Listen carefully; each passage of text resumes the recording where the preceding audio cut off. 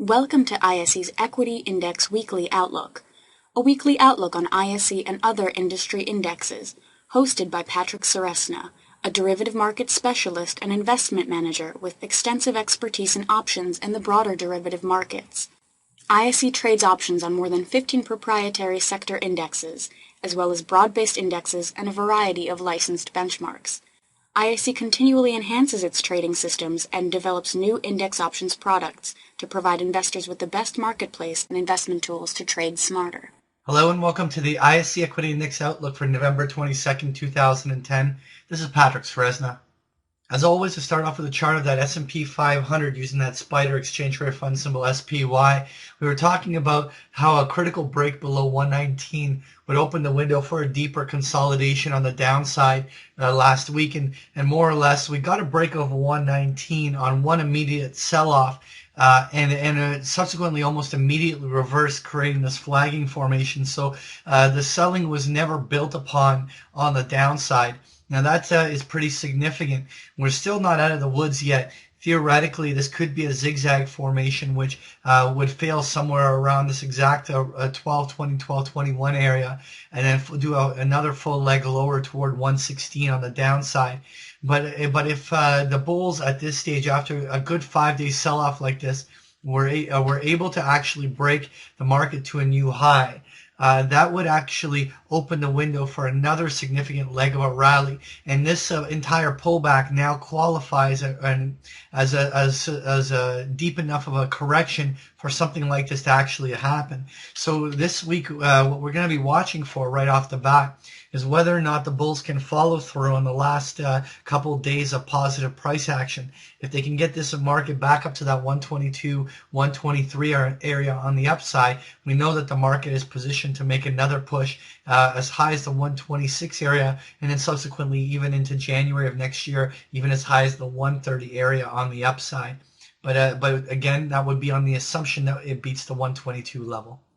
Next here, I want to take a look at the ISE US Regional Banks Index, which is symbol JLO. And you'll see when I put this chart up and the chart on the home builders, both of them teased us with a potential breakout attempt above a key level and then subsequently failed. That's important information. It just means that at this juncture, the amount of people trying to distribute these stocks into strength is still formidable, and that means that range-bound price action is far more likely here. The only circumstance which I would imagine that the regional banks and when I talk about the home builders in a second, that we would see much lower markets would be if the whole market began a much bigger market correction. But if the S&P continues to hold in around these levels and roll up, then we should still see the bottom end of the range here hold on regional banks.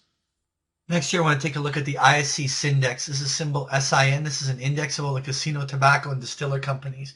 And more or less, we had a very robust rally that reversed off that 30-32 area, creating this little flagging formation. The sell-off itself never went as deep as that 121 to 123 area where the highs of May and April came in. But this in itself qualifies as a perfect retracement. So if the flag on the upside breaks, especially if it's confirmed by an S&P breakout on the upside, then the Syndex is still in a position to rally to new highs. Next year, when we take a look at that ISE Home Builders Index, which is symbol RUF, we had this little bullish breakout above the 950 level, and it looked like the home builders were ready for some good positive price action, and almost immediately started weakening after that breakout, especially on D.R. Horton's earnings announcements that sort of reversed it. Now that we've come all the way back down to where the lows were, where that breakout occurred, that immediately mitigated any effect that that upside breakout had. At this stage, we're back into the middle of the trade range-bound market between those two red zones, and at this stage, we certainly cannot rule out the possibility of testing on the lower end of that zone. Next year, I want to take a look at the ISE Natural Gas Index, which is symbol FUM, and more or less, we had a rally on the upside that tested what we now adjusted to the 114, 116 area where the highs in April came in. Really, we had back in October, we had this little flagging formation that finished a measured move up to that high. But here we go again with another flag. And now that natural gas as a commodity is actually improving, there could continue to be new money flowing into these natural gas stocks, creating new waves of buying. It'll be very interesting to see whether the bulls can follow through and follow up on the bullish price action we've seen in the last couple trading sessions. Any break above the 114 level to a higher high would certainly open the window for a move even as high as the 120 area on the upside. Next year, I want to take a look at the ISE Mini FTSE 100 Index, which is a symbol UKX. Here we had that 585.90 zone continue to reject. We slightly adjusted it higher up there, but it really the market, the FTSE continues to consolidate sort of sideways. And again, if the whole global market led by the S&P all bullishly break out, then the FTSE could certainly make a new push to higher highs. Now we have marked off the 630 to 640 zone, which is actually a major overhead target on the big picture. But if we had a bullish break, we would be expecting the move to stall somewhere in the 600 to 620 area on the first push attempt higher, and only in the big picture targets would be going as high as the 630, 640 area.